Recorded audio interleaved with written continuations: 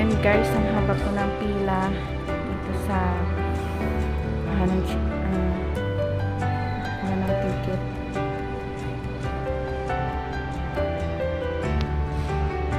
Papuntang Maynila. So lahat po itong mga nakapila na puro Pinoy. Hello guys, dito na ako sa airport. So ito yung mga Pinoy sa haba ng pila for check-in. See ya!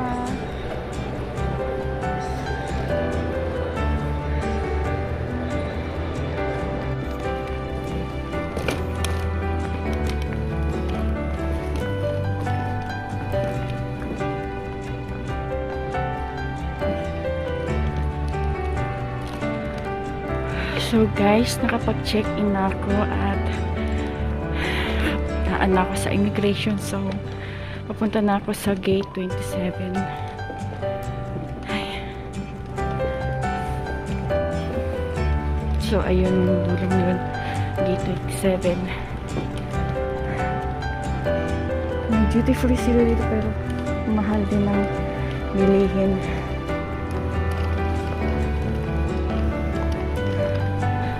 So, doon na lang ako tatambay.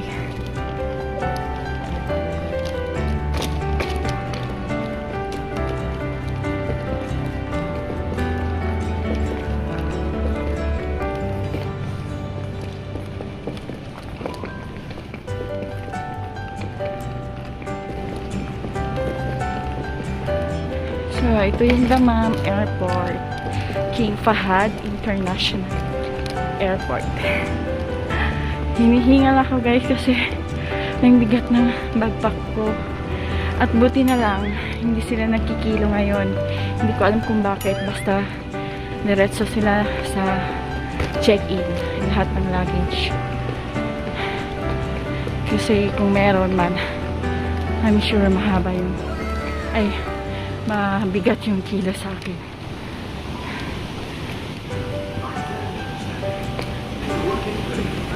So, 22, 23, 24, 25. Layo pa. So, dito tayo mag-escalator guys. Kasi, napapagod ako maglakad. So, diretso lang naman yung way. Papunta sa gate 27.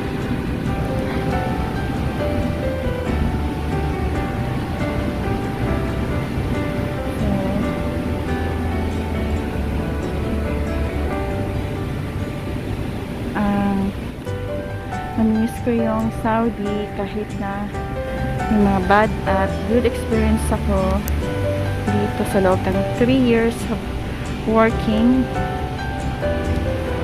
Maganda pa rin ang Saudi. Mamimiss ko pa rin. Lalo na yung mga memories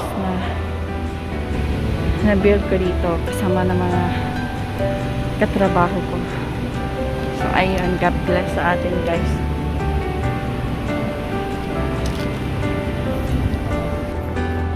Mga Pinoy din dito guys. Siguro mga kasabay ko to. Singge.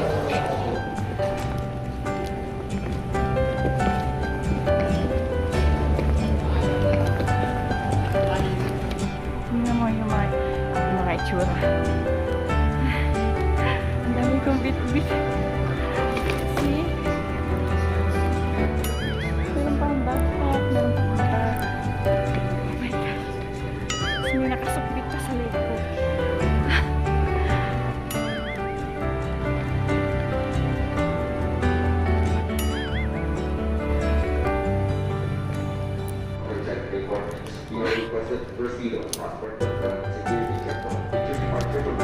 Kailangan ko maghagdan guys. Hindi nag-ooperate yung elevator nila. Ayun guys. Hintay na lang ako na kapasok ko sa gate. Kasi mga 7 pa ng gabi ang flight ko. So, ito na ako sa tambay. Sinatas ng gate. Kasama ko na pasahero.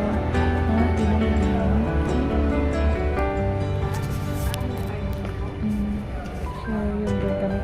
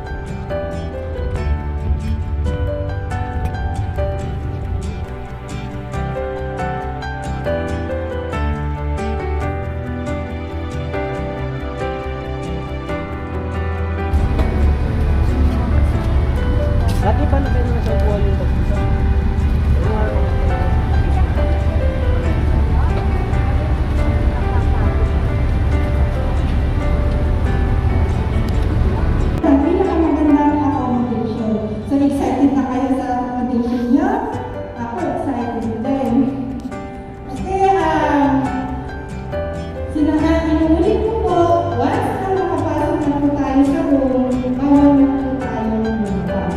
First rule ni Manila Hotel naman, i-expect nyo na may bitbit na resibo. Pwede kayo mag- Hindi po yan sa amin. Sa management ng hotel po yan. Hindi naman naka-owner naman po tayo. Kaya please,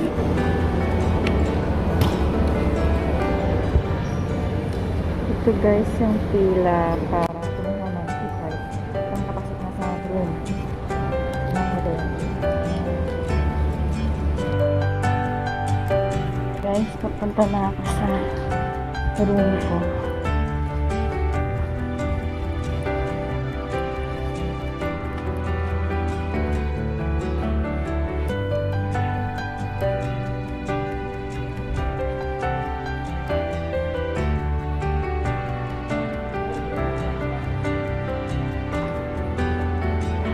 Number 366, room 366 of Manila Hotel.